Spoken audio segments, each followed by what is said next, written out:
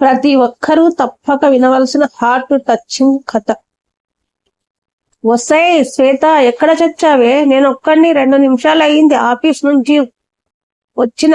మొగుడికి కాసిన్ని మంచినీళ్ళు అయినా తగలేద్దాం అనే ఇంకిత జ్ఞానం ఉండక్కర్లే?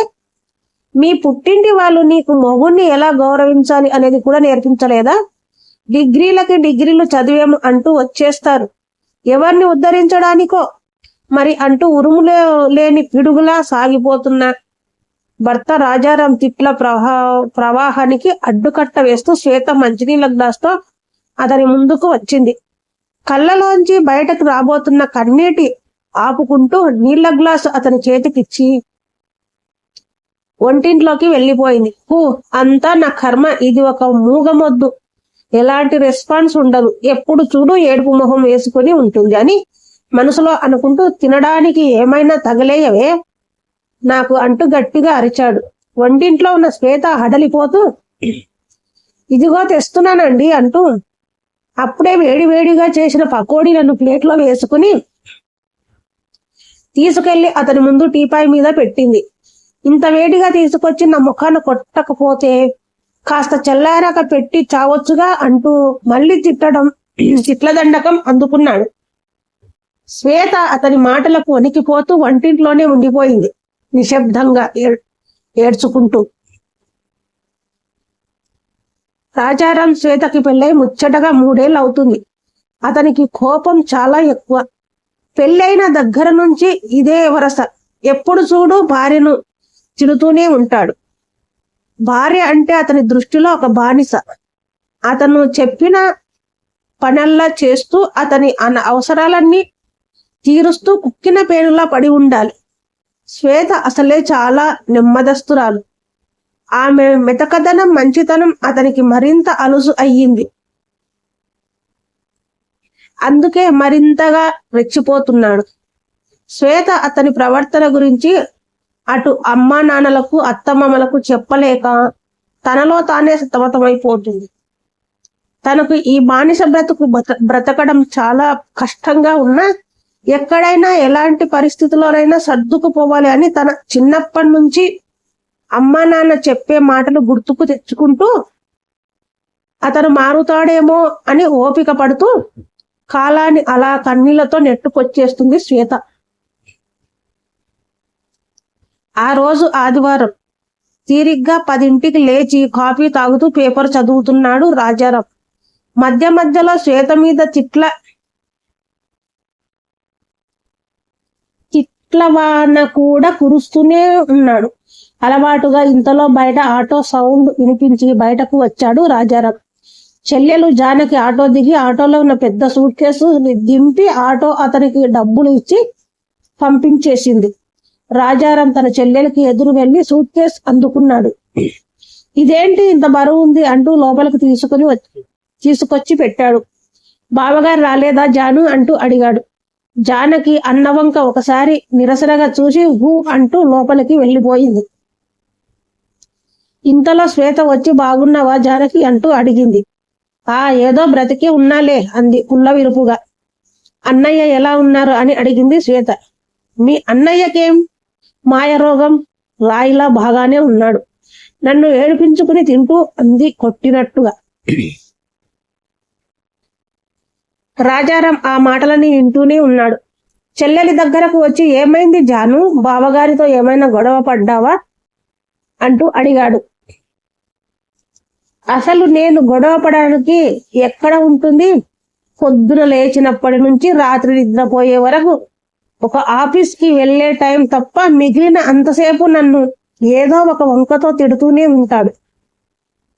ఈ విషయం ఇంతవరకు అమ్మా నాన్నలకు చాలాసార్లు చెప్పాను.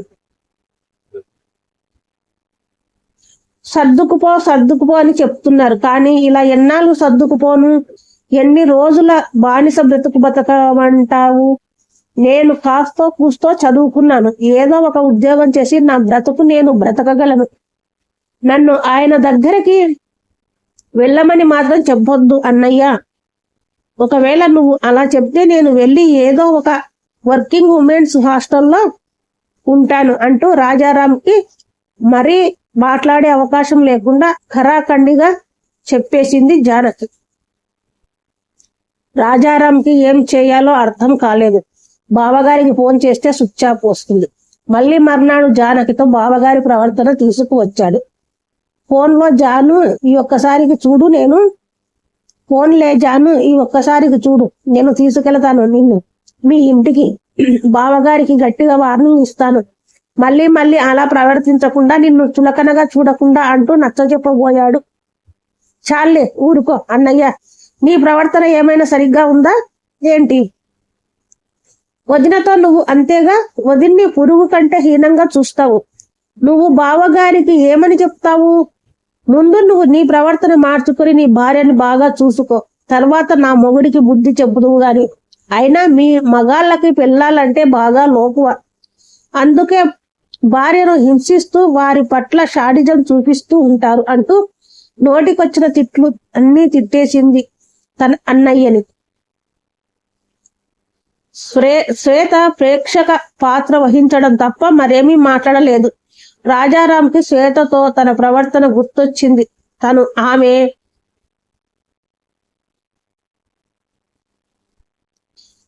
ఆమె పట్ల ఎంత హీనంగా ప్రవర్తించాడో, ఆమె ఎంత బాధను తనలో దాచుకుని కుమిలిపోతుంది అతనికి అర్థమైంది. తను ఎన్ని తిట్టినా ఎదురు సమాధానం చెప్పని భార్య మంచితనం, తాను చేసిన తప్పు అతనికి తెలిసొచ్చింది.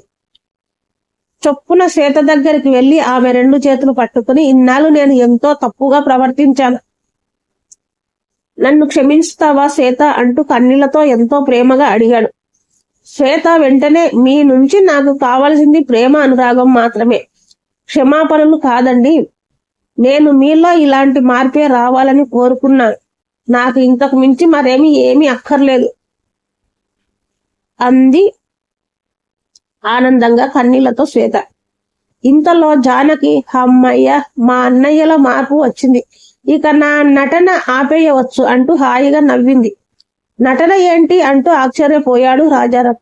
అయ్యో అన్నయ్య, మీ బావగారు దేవుడు, నన్ను పువ్వుల్లో పెట్టుకుని చూసుకుంటాడు. వదిన్ని నేను చాలా రోజుల నుంచి చూస్తున్నాను. తాను ఎప్పుడూ బాధపడుతూ డల్లుగా ఉండడానికి కారణం నీ ప్రవర్తనే అని నాకు ఎప్పుడో తెలుసు. అందుకే నీకు బుద్ధి రావాలని చిన్న అబద్ధం ఆడాను. భార్య అంటే బానిస కాదు అన్నయ్య, నీ బ్రతుకు పండించి నీ వంశాన్ని వృద్ధి చేసి జీవితాంతం నీకు తోడుగా ఉండడానికి వచ్చిన మనిషి రూపంలో ఉన్న దేవతే అన్నయ్య భార్య అంటే అంటూ ఒక క్షణం ఊపిరి పీల్చుకోవడానికి ఆపింది జానకి. ఇంతలో రాజారాం, అమ్మ, తల్లి, చెల్లి, నాకు బుద్ధొచ్చింది. ఇక మీదట మీ వదిన్ని పువ్వుల్లో పెట్టుకుని అంటూ కాదు నా గుండెల్లో పెట్టుకుని చూసుకుంటాను, సరేనా అన్నాడు.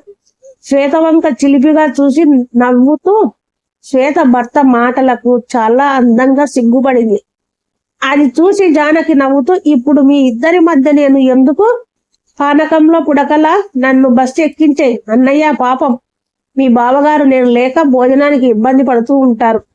ఆయనకు ఏమీ చెప్పకుండా మా అన్నయ్యను చూడాలని ఉంది అని వచ్చేశాను అంటూ రాజారాంని బస్టాండ్కి బయలుదేరి తీసింది జానకి. ఇప్పుడే మా చెల్లిని బస్సు ఎక్కించి వస్తా బంగారం అంటూ తనకు టాటా చెప్తూ భర్తను ఆశ్చర్యంగా ఆనందంగా చూస్తూ రాబోయే మధురమైన కాలాన్ని, నిజం కాబోతున్న తన కలల్ని, ఆశల్ని, తీరబోయే కోరికలను తలుచుకుంటూ సంతోషంగా ఇంట్లోకి నడిచింది శ్వేత. మనకి ఇక్కడ ఏం పని, మనం కూడా వెళ్ళిపోదాం పదండి మరి. ఈ వీడియో కనుక మీకు నచ్చినట్లయితే లైక్ చేయండి, షేర్ చేయండి, సబ్స్క్రైబ్ చేయడం మాత్రం మర్చిపోకండి. Thank you.